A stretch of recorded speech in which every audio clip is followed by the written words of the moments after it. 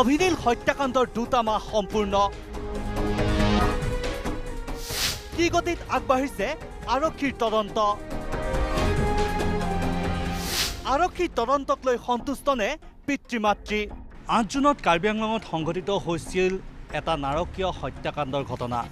আৰু এই হত্যাৰ বলি হৈছিল দুজনকৈ প্ৰতিভাৱান যুৱক অভিজিত নাথ আৰু নীলোৎপল দাস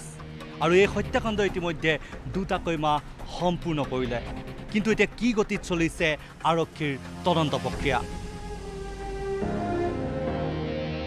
ৰাজ্যৰ লগতে দেশ কপাই যোৱা অভিনীলৰ হত্যাকাণ্ডৰ তদন্তক লৈ এতিয়া সন্তুষ্ট নহয় নীলোৎপল দাসৰ পিতৃ নীলোৎপল দাসৰ পিতৃৰ অভিযোগ লেহেমীয়া হৈছে আৰক্ষীৰ তদন্ত প্ৰক্ৰিয়া তেওঁলোকে প্ৰথমতে 60 দিনৰ সময় ল'লে 60 দিনৰ ভিতৰত চাৰ্জশ্বিট দাখিল কৰিব বুলি ক'লে পিছৰবাৰ যেতিয়া আমাৰ হিয়াৰিং হ'ল দ্বিতীয় ছেকেণ্ড হিয়াৰিঙত তেওঁলোকে সেই সময়ত ক'লে কি যে আমি 90 দিনৰ ভিতৰত দিব পাৰিম এতিয়া সময়টো বাঢ়ি গৈছে নহয় তে সময়টো যেহেতু বাঢ়ি গৈছে আমি কি চিন্তা কৰিম এই বিষয়ত ইফালে আৰক্ষীৰ তদন্ত প্ৰক্ৰিয়াটো আহিছে জটিলতা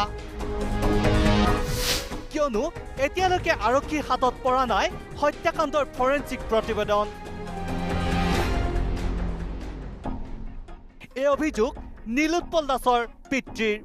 আমি জনামতে তেওঁলোকৰ যেটো ফৰেনচিক লেবৰেটৰীৰ ৰিপৰ্ট সেই ৰিপৰ্টটো এতিয়াও সংগ্ৰহ হোৱা নাই বুলি আমি জানিব পাৰিছোঁ এতিয়া ৰাজ্য চৰকাৰলৈ নীলোৎপল দাসৰ পিতৃৰ আহ্বান ঝাংকাৰ হত্যাৰ নিচিনা নীল অভিজিতৰ হত্যাকাৰীয়ে যাতে মুকলি আকাশৰ তললৈ আহিব নোৱাৰে দোষীয়ে দৃষ্টান্তমূলক শাস্তি পোৱা হিচাপে তেওঁলোকে সকলোখিনি যোগাৰ কৰি চাৰ্জশ্বিট তৈয়াৰ কৰে আৰু অভিযোগনামা দাখিল কৰে চৰকাৰলৈ মোৰ এইটোৱে আহ্বান আৰু হিউ যদি সময় পাৰ হৈ যায় তেতিয়াহ'লে আকৌ ঝংকাৰ হত্যাৰ নিচিনা সকলো মানে কালপ্ৰিট গৈ পেলাই মুকলি আকাশৰ তলত ঘূৰি ফুৰিব জামিন লৈ এনেকুৱা যাতে অৱস্থা এই কেছটোত নহয় আৰু যদি হয় বুজিম তেনেহ'লে অসমত বৰ দুৰ্যোগৰ দিন আহিব ধৰিছে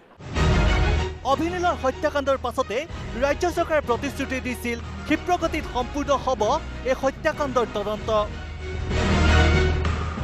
কিন্তু আৰক্ষীৰ তদন্তৰ লেহেমীয়া গতিয়ে সমগ্ৰ হত্যাকাণ্ডৰ তদন্ত প্ৰক্ৰিয়া কোন দিশে গতি কৰে সেয়া সময়তহে লক্ষণীয় হ'ব ভিডিঅ' জাৰ্নেলিষ্ট নয়ন বৈশ্যৰ সৈতে গুৱাহাটীৰ পৰা নয়নমণি হাজৰিকা আছাম টক্স